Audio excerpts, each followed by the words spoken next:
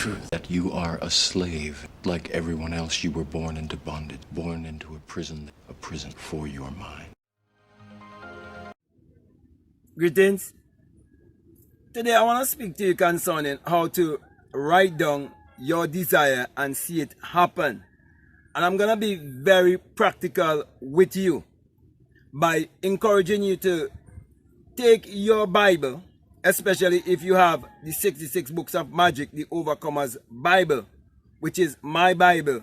And that Bible is a Bible whereby Jesus has been omitted, and there's a blank space for you to write your name, which is I am. And I am is the name of God, and you can never say I am and not referring to yourself. So, if you have your Bible, take your Bible and read Habakkuk chapter 1 verses 1 to 3. And then read Habakkuk chapter 2 from verses 1 to about 3 verses 4. Okay?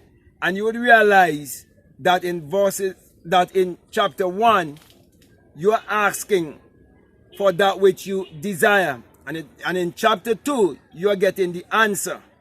Also, you're going to take those two scriptures and you're going to dovetail them with Isaiah chapter 8 and verses 1. You can read verses 1, you can read verses 2, you can read verses 3 also. Okay, but you're going to dovetail these three scriptures. And you're going to realize that there's a great secret concerning Maha Shalal. Let me go over that again. Concerning Maha Shalal Hashbaz. And that is teaching you concerning the mother, the father, the child, the prophecy. It is teaching you about cause and effect.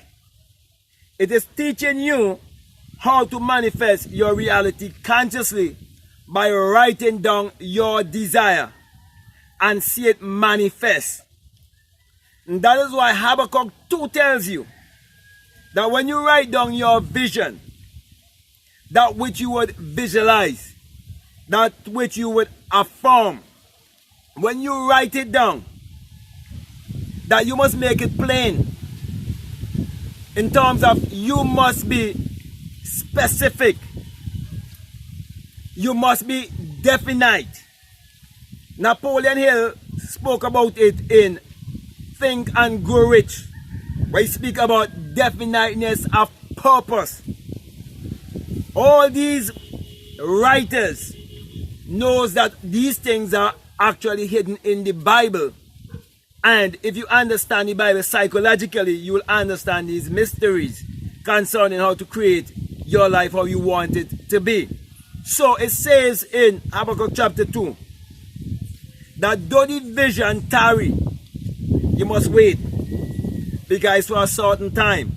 But it is sure, because why? You're working with divine laws. And they are divine immutable laws that cannot be changed. So therefore, when you realize the law of cause and effect, you'd realize that every effect has a cause. And you are the cause of every effect that would take place in your life. So when you're going to do scripting, are you going to do journaling? Are you going to write down something that you want to manifest? As long as you have the right understanding of where it's coming from, and you understand where the science has been written or been hidden, and you understand the science through you reading it and you overstanding or understanding it, because someone like myself make it more plain or more clear to you, you would have more faith, because you will be more consistent knowing that you have been given a sure word of prophecy. Because whatever you believe and you conceive, you would give birth to. And that is the whole secret in Maha Shalal Hashbaz. But many preachers and theologians will interpret that to you as if it is literal and secular history. That is why those of you who have been listening to Neville Goddard and listen to those who've been teaching the work of Neville Goddard, it is very important for you to know that Neville Goddard did all his lectures with the understanding of the Bible being a book of mind science. And he was taught all these things by his mentor Abdullah, the black mystic from Ethiopia, whereby Abdullah taught Neville that the essential character of the Bible is man's imagination. That is why I'm showing you these things. They are hidden in the Bible. So many people will speak about Habakkuk chapter 2, but they will never go to Isaiah chapter 8 and verses 1, 2, 3 and so on and show you the secret of Mahashalal Hashbaz. And many people believe it is speaking about secular history and taking personification for persons and allegory for history. And unfortunately, that kind of mindset is still have many black people in mental slavery, believing that the Bible is literal and believing that the Bible is secular history and keep looking outwardly when they're supposed to be looking inwardly. So my brother, my sister, the challenge to you is to write it down and see it manifest. Write it down and see it happen. You've been given a sure word. Trust what I am telling you and prove it for yourself.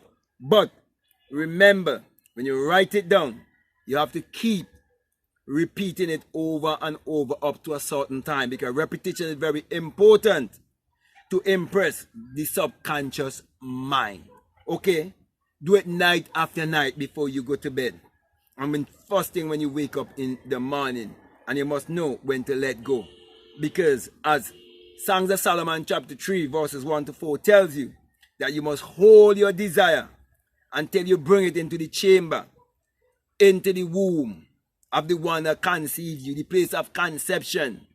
And when you feel that feeling of satisfaction, knowing that it's been done and you're convinced, then you let it go. Okay? So remember that. So with that being said, my brother, my sister, I want to say to you, if this is the very first time that you listen to me, what I'm saying, if it makes sense to you, if it really resonates with you, and you haven't subscribed already, I'm definitely encourage you to subscribe, to like, to comment, or to share this video. Also, if you would like to follow me on Instagram or you like to follow me on TikTok, you can follow me at Black Mad Guru. And if you feel strongly to support this work, always remember that there's a PayPal and the link is down below. Also, if you'd like to be a part of my Patreon community, you are most welcome. There's a lot of work that is there to help you to grow and to expand also. And I have a course there, which is a course for people who are donating $20 or more. It's called the Inner Sun Science and Technology to Create Your Reality Consciously. And that's where I'm introducing you to the science of the sun that is within you, that light that is within you. So when you are in alignment with the sun, you would definitely know, because as you can see, everything that the sun shines upon, it brings forth bountifully. And so your life would bring forth bountifully if you are patient and if you would put what's been taught to you to work in your life. So if you feel strongly to check it out, I definitely encourage you to do so. So with that being said, my brother, my sister, I want to say peace. Love you all. I'm out.